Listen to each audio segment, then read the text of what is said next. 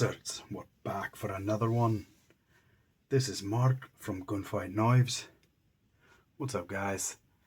I was thinking about this earlier today at work, and I figured I'd make a quick video on it and maybe add it to this scope review. Not 100% sure what I'm going to do yet. This might be a standalone video, depending on how long it takes to record. But I want to get out there and see what you guys think.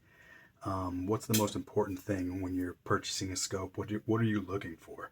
I'm going to give you my top 14 things, and these are in order. And let's get started real quick. So the most important thing to me when I'm purchasing a scope is the reticle. Why do I care? Well, I would like fast target, I guess, acquisition and being able to get follow-up shots on something that is moving. So I really like a Christmas tree style reticle, or a reticle with a lot of information under the crosshair or under the chevron or under the main 0 dot, just so I can adjust for anything. If I see the splash of the bullet, I can literally just move to the hash mark on the reticle or on the Christmas tree, whatever it says, how much lower it is, if you see it. So that's the reason why I'm most concerned with the reticle. Again, that's what you're looking through all the time anyways, right? So why not get something you want? The second thing, number 2 most important thing, is the zoom. So after I'm like, okay, this is the kind of reticle I want, now I got to decide what is the purpose of the gun that I'm building and how much zoom do I want. This one right here is 1:8. This is the EP8 from Arken, just so you guys know. Just using it as something to look at for this video. So 8X is a really good happy medium for me.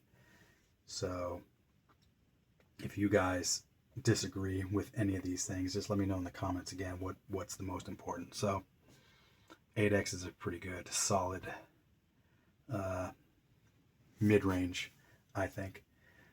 Let's go to the next thing real quick. Eye box and eye relief. Right, so the eye box and eye relief is how far your eye is from here, forward to back, and then left to right for the eye box. So why do I like that as number 3? Because when you get behind the gun, you want to be able to see through your scope very quickly, right?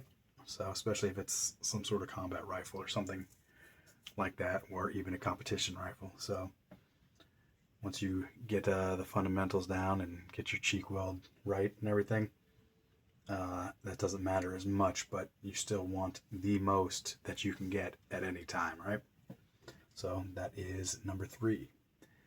Field of view is number 4, the 4th most important thing for me. And any of this stuff can change at any time. I might change my mind later on, or just depends on the purpose of the rifle, but 9 times out of 10, this is what I go for, or how I decide.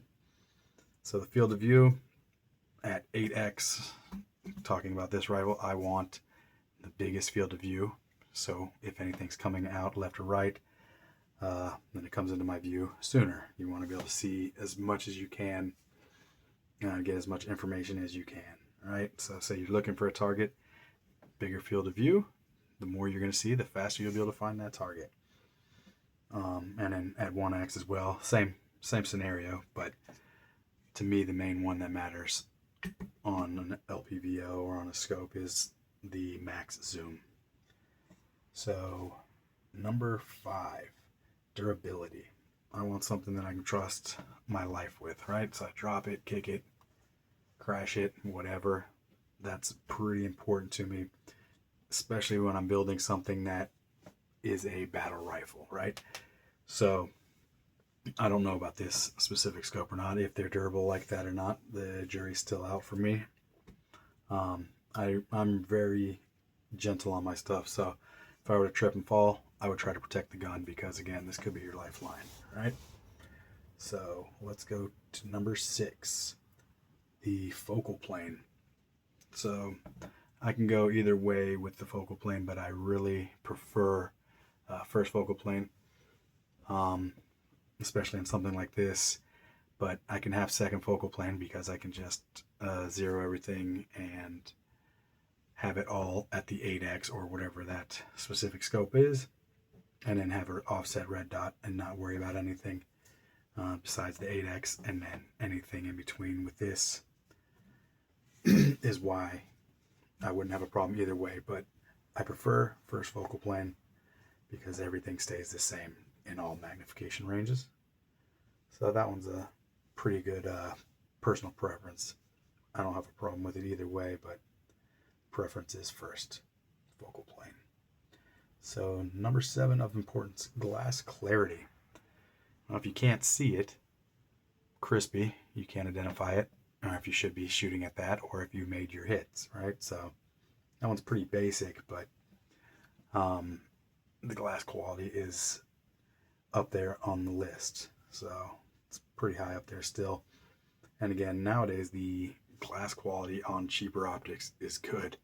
So this is pretty good glass on this thing. Very surprised and very happy with how good this quality is. So number 8. And number 8 in preference is capped turrets. So again, you got turrets here. For me, that's why I like the reticle, to have like some kind of BDC or something like that, because I don't like the dial. So cap turrets is good, so you don't bump your zero or anything like that. So to me, always a good plus, cap turrets. And that was number 8. So number 9, windage and elevation clicks. You might as well take these off again. Windage and elevation clicks is a big thing. So you can really dial in your zero, or again, when you're out of the range, if you wanted to dial for wind or something like that, or elevation. This one is 0.25 MOA, and I believe that's at 100 yards, which most scopes are. Correct me if I'm wrong. I haven't seen one that's any different, but that's we're starting to go down now to the other side. We made it to the top, now we're going back down. So that's not super important to me, but it is good. Why it's not that important? Because I don't like to dial too much. Once you're zeroed and you're driving small holes, then you're good to go. And again, this is all personal preference. What number was that? That was number 9, windage and elevation clicks. So number 10, how much it weighs. This is a big one for a lot of people. As you can see, it's number 10, so it's not that big a deal for me. Obviously, I want it as light as possible, but when you go light, you're trading off what? Possibly durability, right? So durability for me was number 5, and weight is number 10. So I know a lot of you guys out there, that's like number 1 or 2.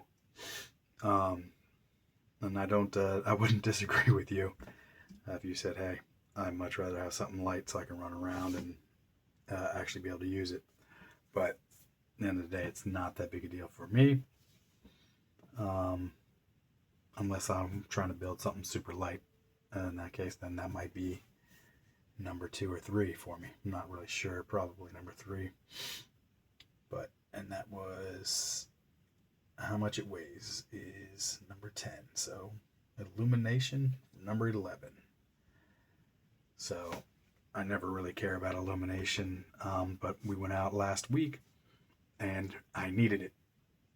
Where we were shooting, behind the targets, the berm was like a dark black dirt, and then it rained, so it made it even darker. It was overcast, and I had sunglasses. I usually use clear glasses when I'm shooting, but this time I had sunglasses. And it was pretty dark, so it was very hard to see the actual reticle. So I finally actually needed to use the illumination. 99% of the time I don't use it, illumination when I'm shooting. This time I basically all but had to. So illumination for me is number 11. Number 12 of importance, the scope length and size. Some people care, some people don't. I personally don't care too much. Obviously, I'd rather have it shorter, because again, weight and then shorter, right? This one is about the standard, so I think this isn't a bad size. A lot of people have a problem because they want to put all the crap on the front of the rail, which I don't blame them. So you want more rail space, but for me, I mean, as you can see, this is an 11.5, and this is plenty. I don't have no lasers or anything like that. There's going to be a front sight on there and a back sight, but other than that, the only other thing I like to put really is some kind of red dot here or there on a 40 degree, and then maybe a flashlight, but that'll be over here, so that still shouldn't get in the way. So that's scope length and size. Now, tube size. This tube is, I think, 34 millimeter. A lot of people care about tube size. I personally don't, unless it doesn't have good glass. If it doesn't have good glass, then maybe bigger tube size, let more light in, and that would be a way of getting around not having great glass. But this one's pretty good. Again, I'm actually very impressed with everything that I've seen on this scope so far. So another problem for tube size could be finding a mount. Some of you guys might like to run a specific kind of mount, and you can't because of tube size, right? But I would hope by now that most of these companies are making mounts for every size, but you never know. So tube size is number 13, and then number 14, the final one for me, price. So I'm just saying price because if I'm buying something to make a battle rifle or whatnot, then I'm just going to save up for whatever it is I want. So if I check all the boxes and something ends up being $5,000, unfortunately, I'll have to sit there and eat peanut butter and jellies for lunch for the next year and a half if that's what I want, right? So it's all in what you guys want. So if it ends up being $100, great. But if it doesn't, then you guys got to save, hustle, get a side job, whatever you guys got to do to make it happen. But that's if you want that. I know times are tough right now for sure. That's why this optic was great. I think it was about $300, give or take, and very impressed with it. Yeah, I really have nothing bad to say about this thing yet. So if you guys have any questions, thoughts, comments, concerns, let me know. I really am interested, guys. I want comments telling me what your number one is compared to mine. Tell me why I'm stupid for picking the reticle first, right?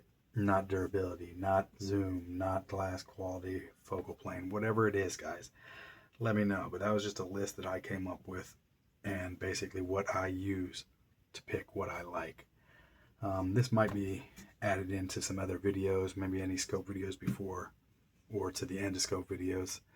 But maybe it's just to be a standalone.